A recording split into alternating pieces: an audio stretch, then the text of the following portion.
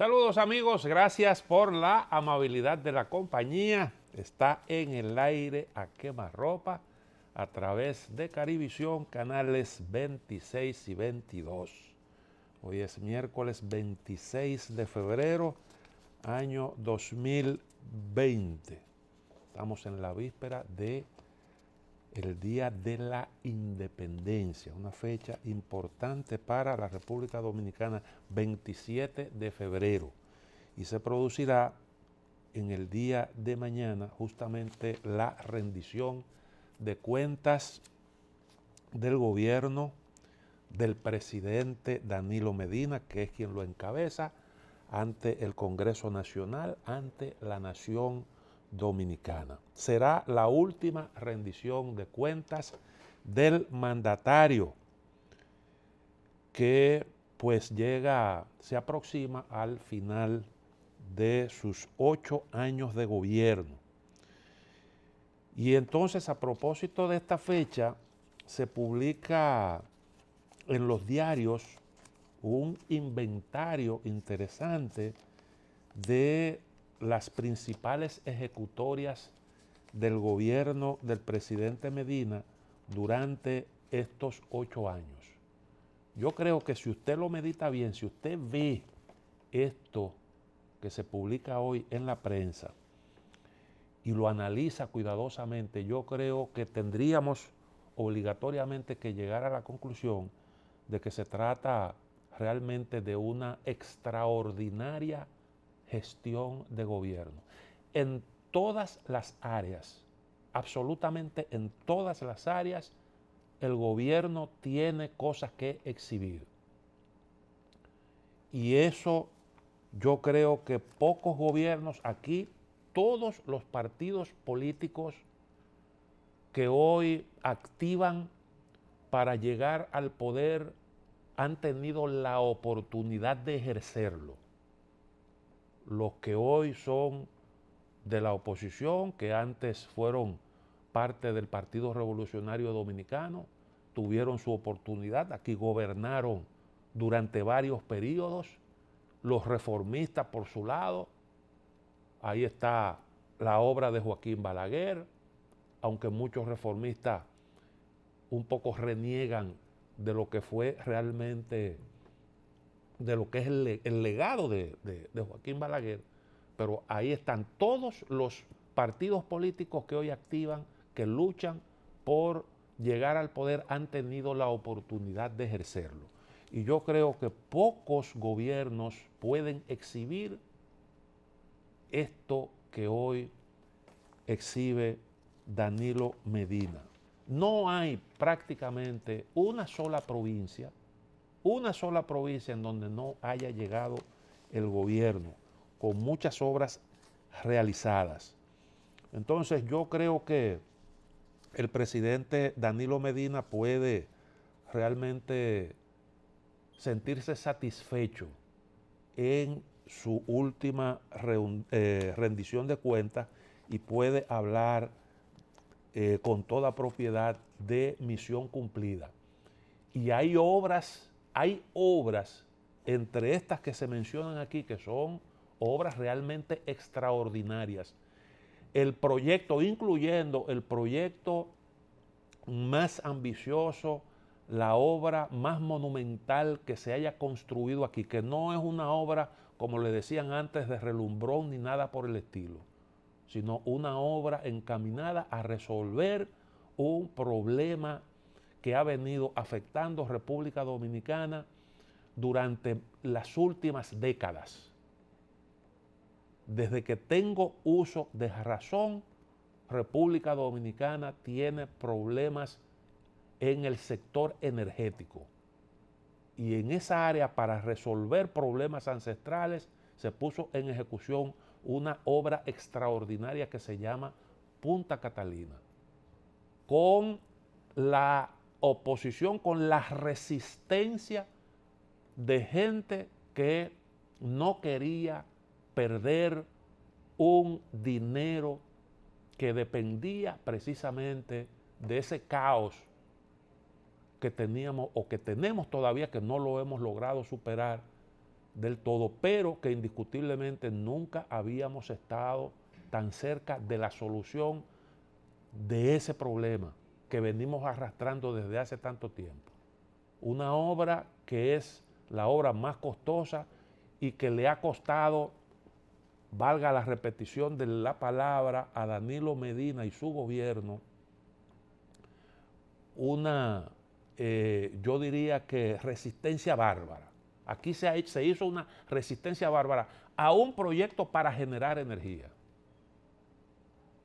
bajo pretextos diversos, porque se habló de contaminación medioambiental, ese fue uno de las primeras consignas, esa fue una de las primeras consignas, y después aparecieron otros argumentos, pero desde el principio había el interés de impedir que ese proyecto se ejecutara. ¿Por qué? Bueno, porque mucha gente tenían ingresos cuantiosísimos, y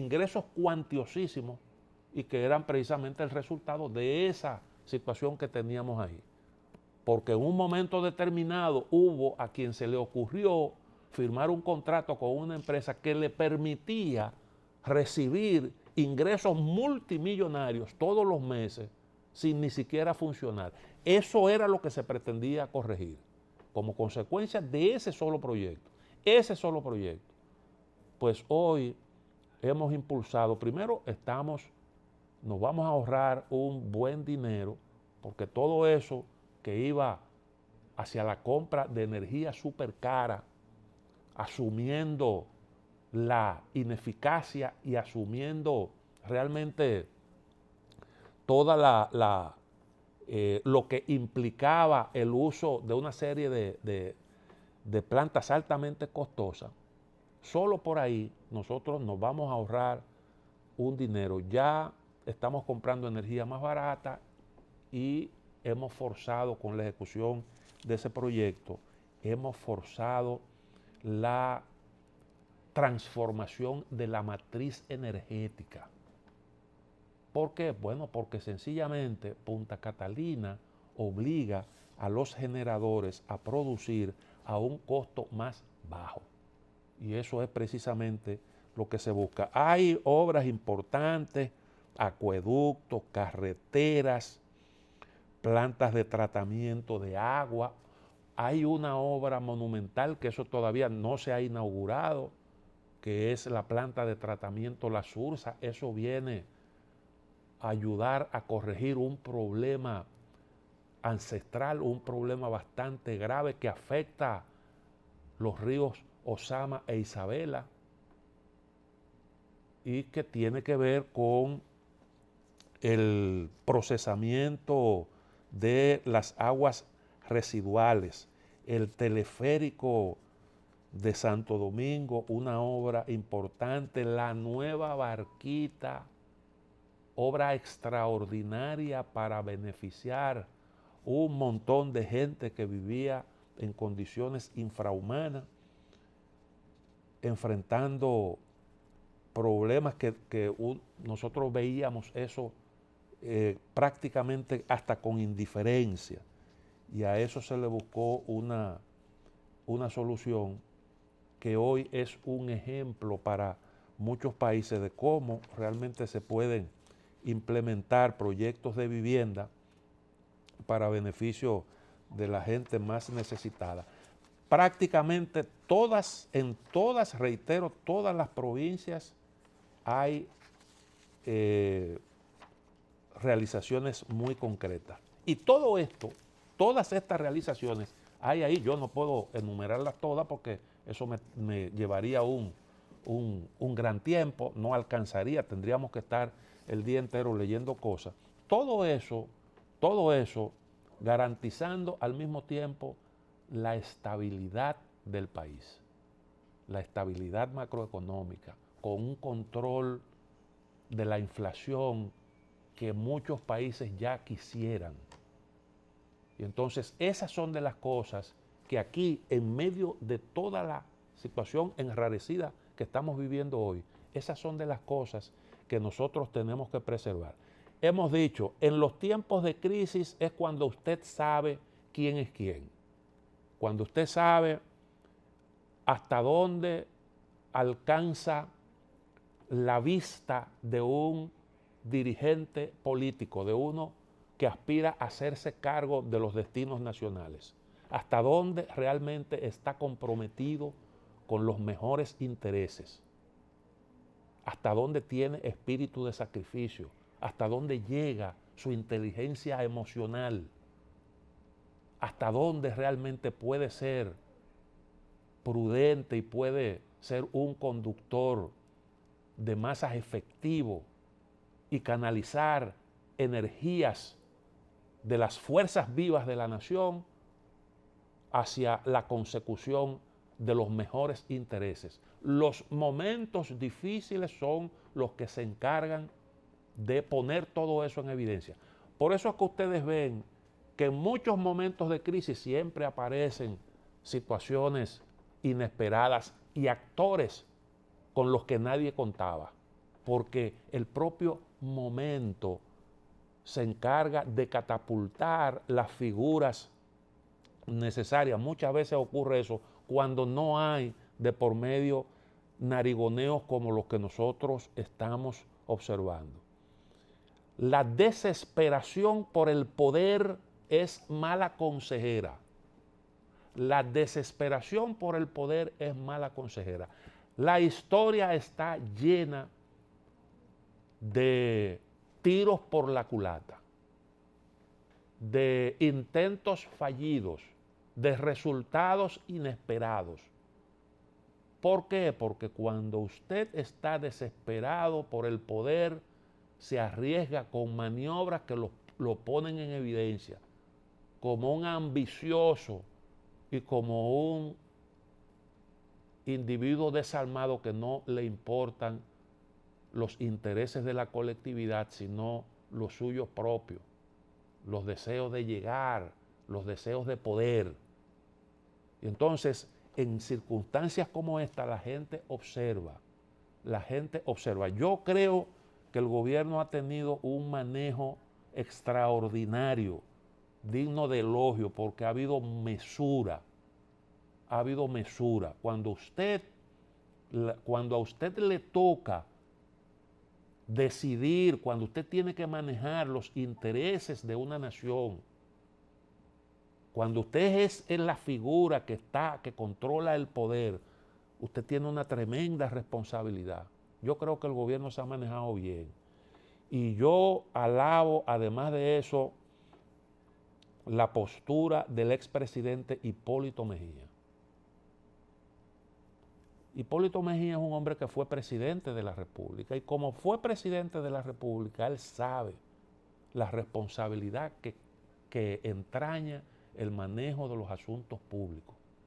Es curioso que gente que ha sido presidente de la República en varias ocasiones no observe hoy lo que a veces uno entendió durante tanto tiempo como que le sobraba. Pero en momentos en el que la situación se te pone diferente totalmente en medio de un escenario que es,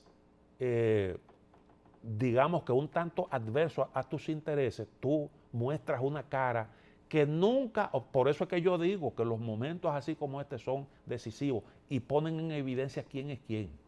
Entonces, Hipólito Mejía yo lo valoro por sus actitudes, porque es un hombre que entiende y se da cuenta de los riesgos y actúa con responsabilidad, sin dejar de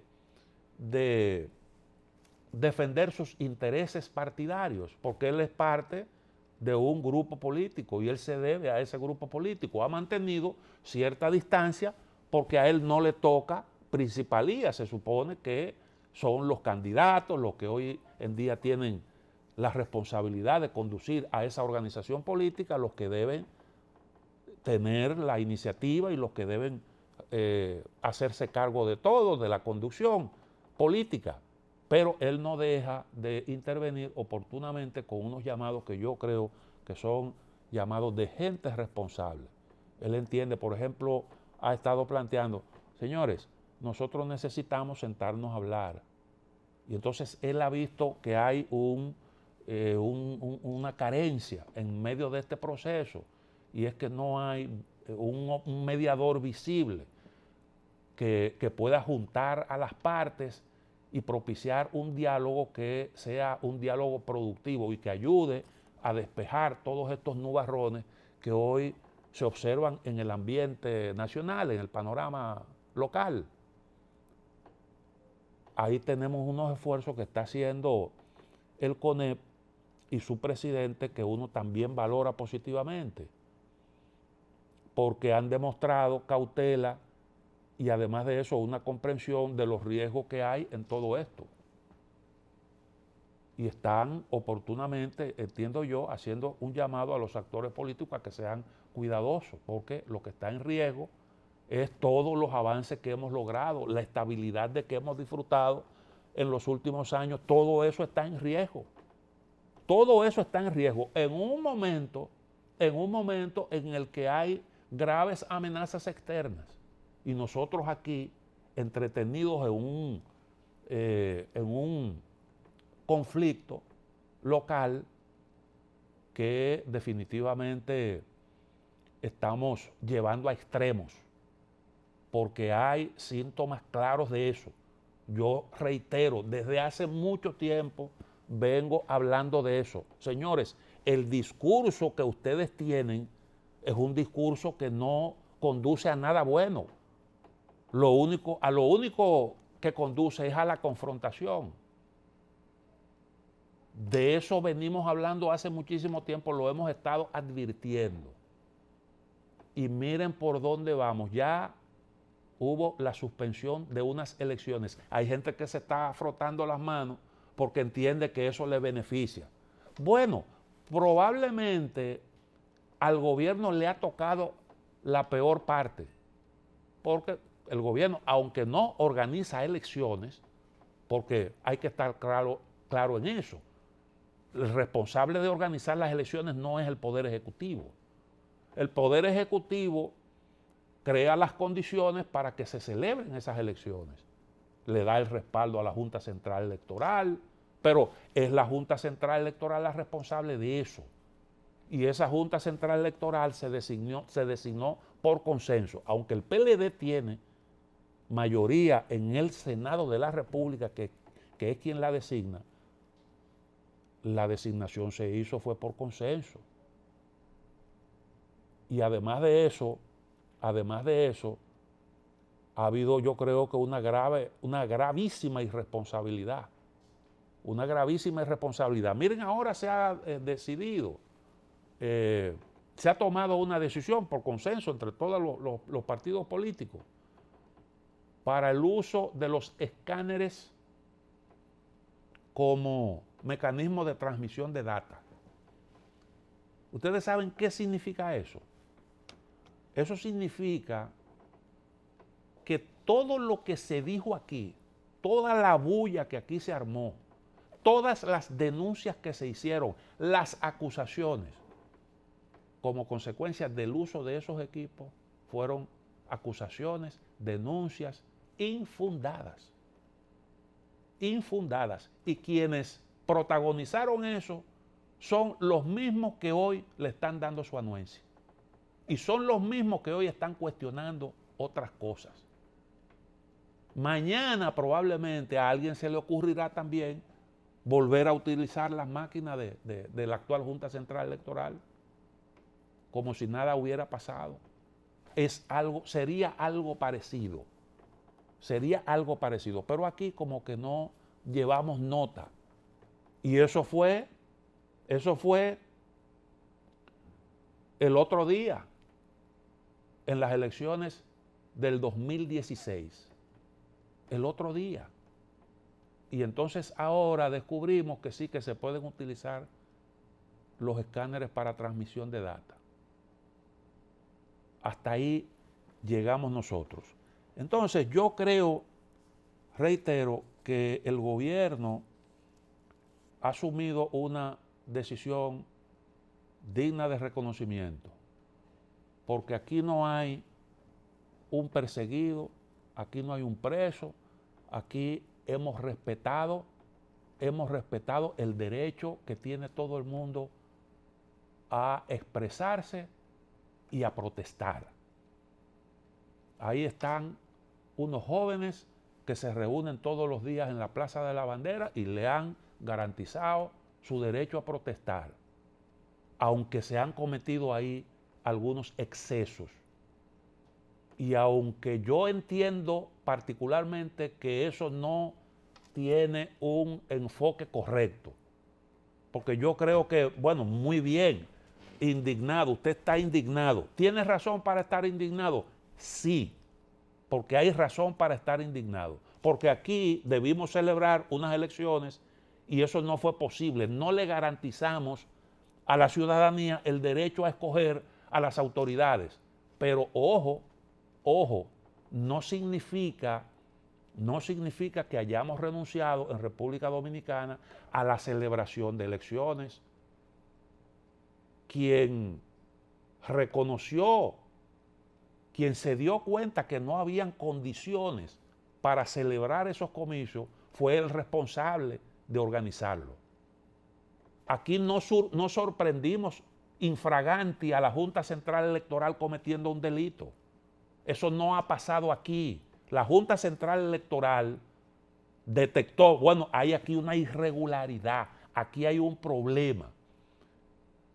Y no podemos con este problema celebrar unas elecciones. Se cometieron errores, es verdad, como eso, por ejemplo, de usted no decirle, si nosotros hubiésemos con tiempo, la Junta Central Electoral, con tiempo le hubiera dicho a la ciudadanía, probablemente la misma noche al país o temprano en la mañana, miren, se nos ha presentado un problema que nosotros no previmos. Y es que hemos descubierto que los equipos que pensábamos que estaban ya listos para ser utilizados, realmente no lo están. Y como consecuencia de eso, nosotros hemos decidido no celebrar las elecciones hasta tanto resolvamos este problema. Que bien se pudo decir, vamos a celebrar elecciones en donde no hay dificultades y vamos a dejarlas para después, para que ustedes puedan ejercer su derecho. Nosotros nos disculpamos, vamos a investigar, pero eso es lo que tenemos. La situación hubiese sido otra, pero eso se pudo perfectamente. Ahora, el presidente de la Junta ha explicado, a mí no me dijeron cómo era la cosa en el momento, a mí me dijeron, eso se puede resolver. Eso se puede resolver. Bueno, ahí tenemos un gran responsable, que es el director, el jefe de informática, que no supo apreciar la magnitud del problema que se estaba produciendo y que no lo comunicó tal y como, según el presidente de la Junta Central Electoral, se estaba presentando. Pero eso es lo que ha pasado aquí. Aquí no hemos agarrado a nadie infragante. Por tanto, es verdad que usted no pudo ejercer su derecho al voto, pero se está haciendo el esfuerzo para garantizar eso. No hemos renunciado aquí a la celebración de elecciones. Por tanto, y ya se convocaron nuevas elecciones, por tanto, si el problema suyo es que se le garantice el voto, eso está fuera de discusión. Aquí habrán elecciones. Bueno, si usted quiere que haya una investigación y que se castigue a los responsables, perfecto, estamos de acuerdo con eso. Pero usted también tiene que entender que para usted determinar qué fue lo que ocurrió, hay que hacer la investigación. Para castigar a los responsables, hay que demostrar que hubo unos responsables, quiénes son, para entonces usted castigarlos, conforme a lo que establecen las leyes dominicanas. Y resulta que ya aquí decidimos que esa investigación hay que realizarla. Bueno, entre todos nos pusimos de acuerdo para que esa investigación la hagan organismos internacionales. Todo el mundo quiso todo el mundo, bueno, pues entendió que eso era lo mejor. Ahí se presentaron unas situaciones con unas personas que decían tener conocimiento de un problema y aparecía uno diciendo, mira, no te metas en eso, no haga tal cosa, y yo me enteré y hubo tal que si yo qué, si tú quieres yo voy y busco y entonces resulta que hay un señor de esos que tienen esa conversación que es nada más y nada menos que el jefe de seguridad de un partido político. El otro trabaja en una empresa que tenía responsabilidad en la celebración de esas elecciones. Se inició una investigación, pero aquí hubo quienes comenzaron a decir que eso era el objetivo, era inculpar a qué sé yo qué. Hubo que parar eso. Hubo que parar eso. Y entonces miren a dónde nos ha llevado todo esto. ¿A dónde nos ha llevado todo esto? A una situación que yo creo que era lo último que podía desear un dirigente político, creo yo, un dirigente político responsable, y es que el país se vea en manos de organismos internacionales en donde confluyen intereses geopolíticos que pudieran de alguna manera colarse en el enfoque y en la solución de ese problema dominicano, en un contexto en el que hay una realidad que para nosotros es sumamente grave y preocupante, que es la realidad que se vive en el país vecino. Y entonces, con eso, estas son cosas con las que tú no puedes jugar, poner a la República Dominicana en esas manos a merced de unos intereses que pudieran por ahí colarse. Yo no estoy aquí diciendo, inventándome situaciones que no existan, pero eso no se puede descartar, porque de eso podemos citar miles de ejemplos. Y si no, yo les voy a contar, después de la pausa, algunas de las cosas que han ocurrido en el mundo, algunos ejemplos que tienen que hacernos, tienen que hacer que nosotros nos manejemos con mucha cautela, si es verdad que somos responsables y nos interesan, nos duelen los intereses de este país. Vamos a hacer la pausa, volvemos en un momentito.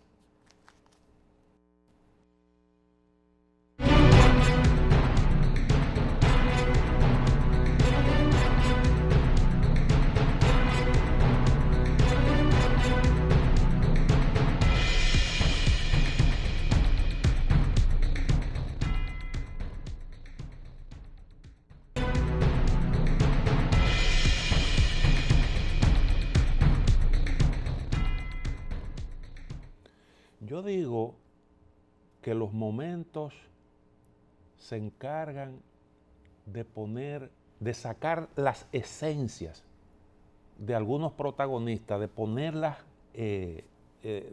al descubierto. Dice Luis Abinader que él se compromete a garantizar la estabilidad macroeconómica, pero eso es de la boca para afuera, de la boca para afuera.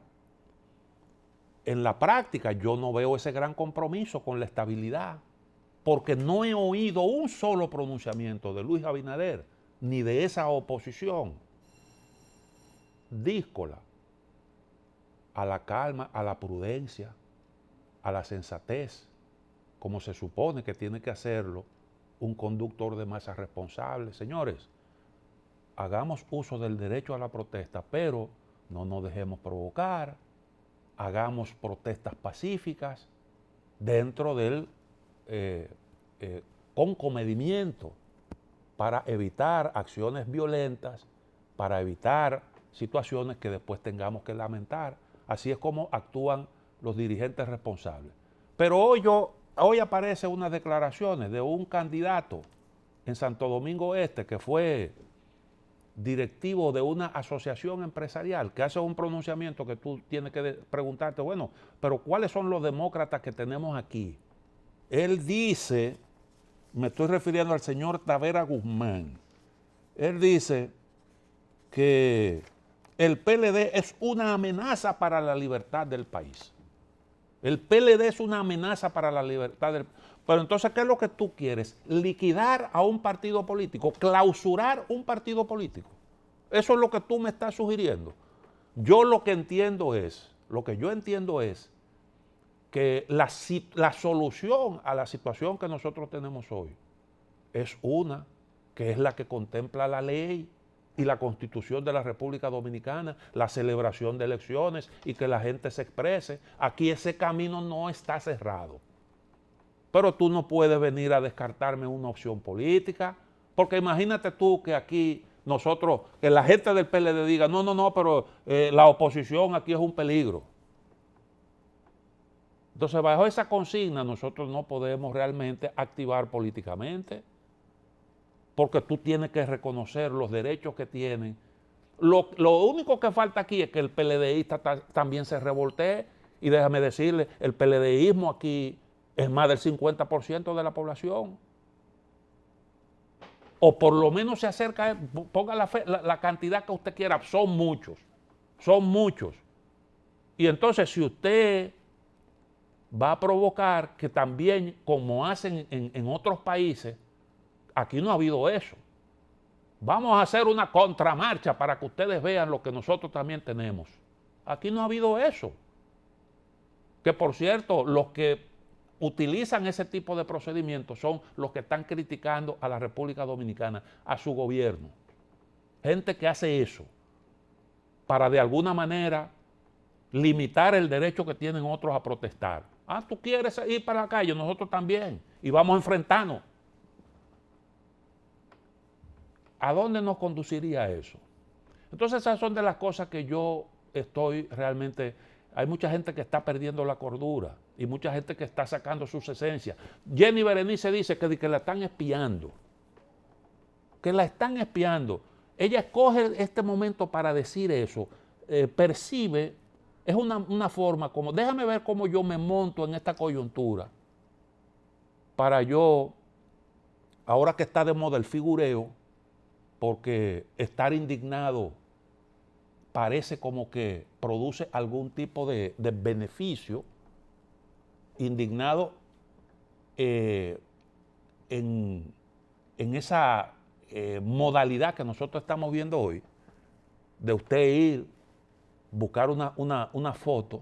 Entonces ella, en ese contexto, cuando hay una serie de artistas y ella como que un poco se maneja con esos criterios, le gusta mucho el figureo por las redes sociales, y en momentos determinados ella aparece con las mismas cosas. Y entonces dice que la están persiguiendo. Una mujer que fue fiscal aquí, le dieron la oportunidad. Una mujer, ella yo creo que tiene la capacidad, ha demostrado que es inteligente, se le reconoció aquí que podía, la trajeron de Santiago para ocuparse de una plaza tan importante como la Fiscalía del Distrito. Ella la ejerció y de ahora está, después que no pudo continuar porque se agotó su periodo, es procuradora de una corte de apelación y sale ahora, se despacha con una declaración diciendo que a ella la están persiguiendo. Entonces, yo creo que cuando tú una actividad política le quieres meter un ingrediente para hacerla atractiva,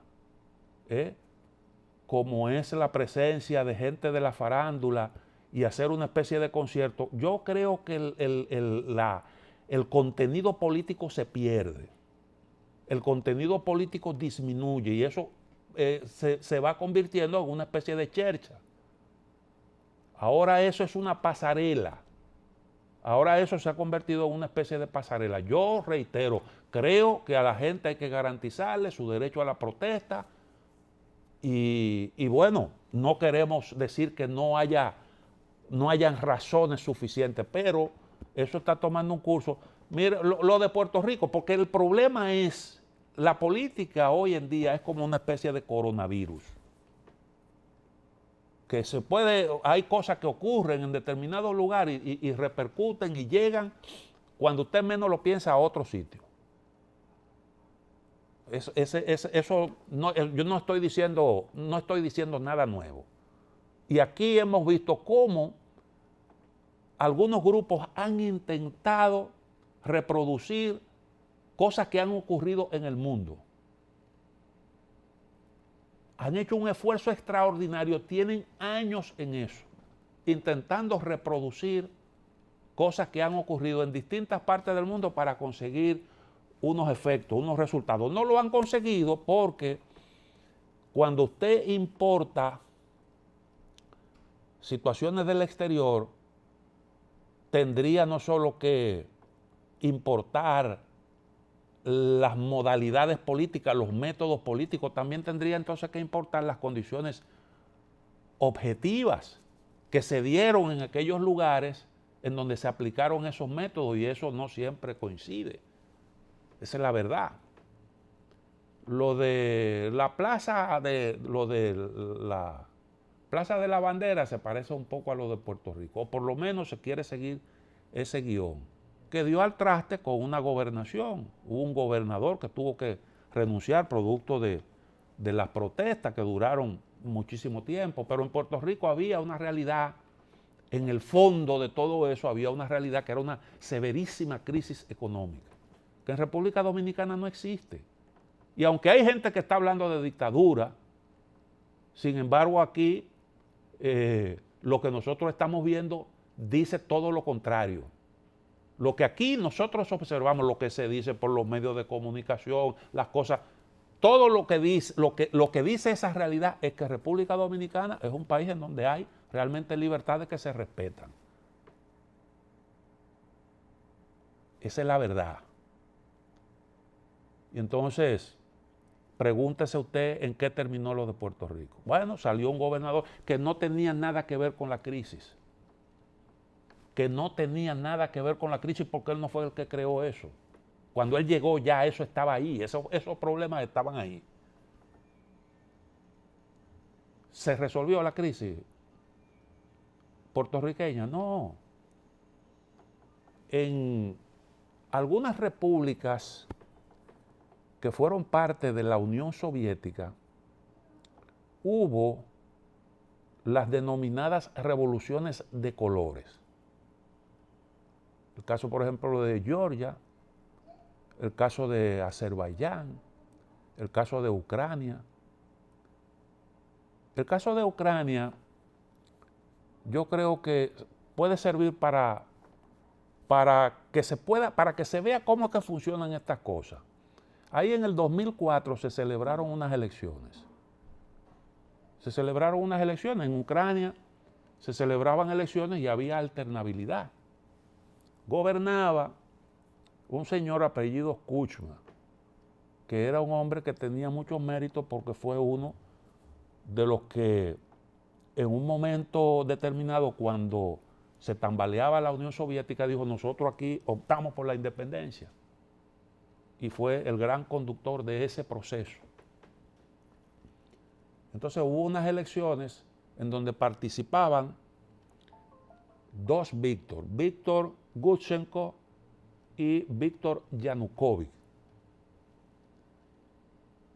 Uno de esos partidos, Yushchenko, utilizaba el color naranja y era el hombre que tenía el respaldo de Occidente.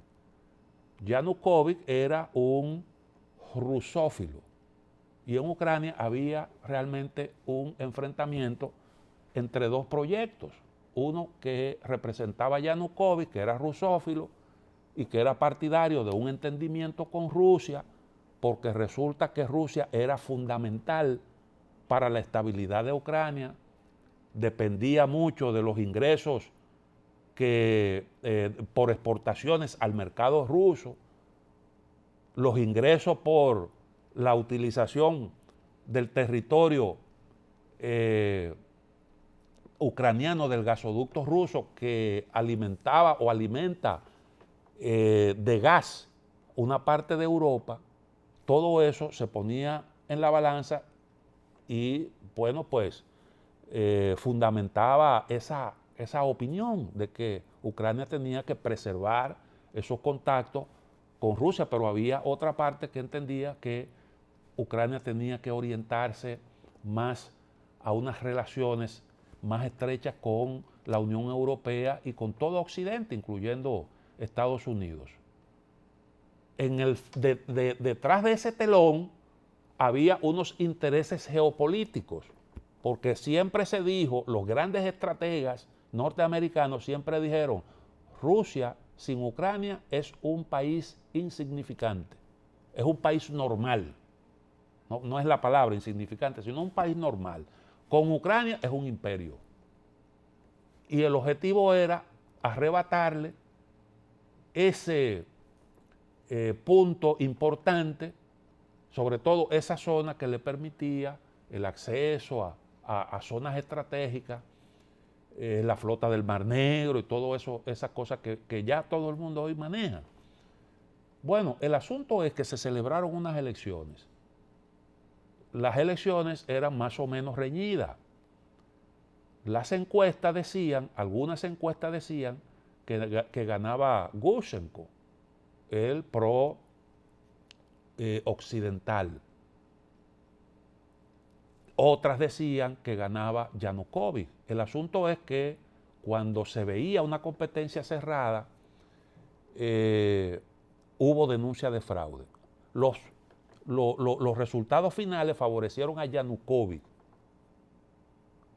pero una organización no gubernamental de esas que hay hoy en día en todas partes presentó una encuesta hecha a boca de urna y decía que esa encuesta revelaba claramente, eso era una prueba de que las elecciones la había ganado Gushenko, el candidato pro-occidental.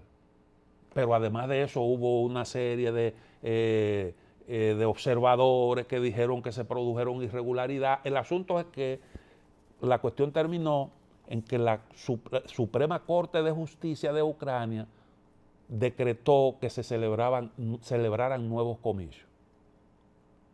Y esas elecciones las ganó entonces Gushenko. Las ganó Gushenko. O sea, fíjense cómo, como consecuencia de una maniobra, se cambia un resultado electoral. Pero ocurre que 4 años después se celebran elecciones y gana holgadamente el señor Yanukovych. Incluso ahí hasta los observadores de la Unión Europea, los observadores internacionales, convinieron en que las elecciones habían sido limpias y que había un ganador legítimo que era el señor Yanukovych, el mismo que había perdido las elecciones anteriores. Pero Yanukovych no pudo terminar su periodo. Y entonces ahí se puso en evidencia lo que había detrás de todo. Lo que había detrás de todo. Hubo una convocatoria a una protesta organizada por organizaciones no gubernamentales con los financiamientos de la agencia estadounidense, la AID, con financiamiento incluso del multimillonario George Soros, que tenía su dinero ahí para ese proyecto de sacar a Ucrania de la influencia rusa. Las protestas se prolongaron por bastante tiempo, hubo enfrentamientos, muertos, Yanukovych tuvo que renunciar y como consecuencia de eso hubo una guerra que hizo que Ucrania perdiera Crimea y que además de eso sufriera una especie una guerra protagonizada por los rusófilos, la población de origen ruso de la parte este. A esa parte ha habido que cederle no independencia, pero sí una amplia autonomía, para que ellos puedan tener su propio gobierno dentro del Estado ucraniano, pero con amplia autonomía. Así terminó eso. Así terminó eso. ¿Cómo terminó en Georgia, por ejemplo, la Revolución de las Rosas, la denominada Revolución de las Rosas? Bueno, que apareció un señor, ese que irrumpió ya en el momento cumbre de la crisis con una rosa en la mano en el Parlamento. Bueno, ese fue el que se alzó con el poder.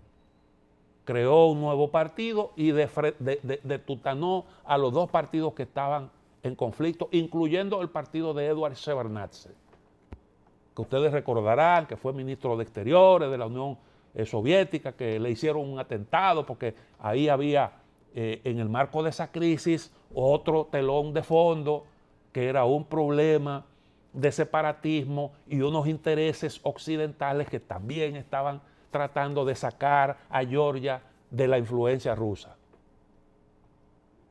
Y eso después degeneró en un montón de problemas que no quiero contar ahora porque el tiempo se nos agota. Pero yo decía que la política a veces es como una especie de virus. Todo eso entonces contagia a Oriente Medio.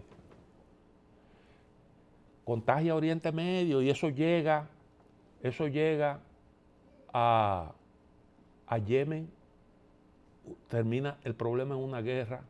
En Yemen el problema era una intolerancia religiosa, pero como telón de fondo un gran problema político. Todo eso, toda esa situación que nosotros conocemos de Oriente Medio como telón de fondo, una guerra que todavía no termina, con la intervención de las principales potencias regionales, un montón de muertos.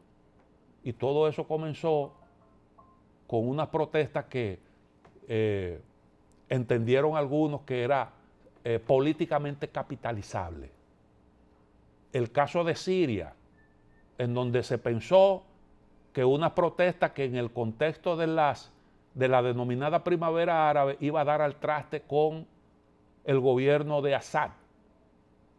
Y la consecuencia de eso fue todo lo que nosotros hemos visto, un montón de muertos, millones de desplazados y un grupo terrorista con más poder con un extraordinario poder que nunca antes se había visto en la historia. Egipto terminó con un golpe de Estado y con un individuo que se montó en esa coyuntura, que todavía está ahí. Ahora se acaba de morir Hosni Mubarak.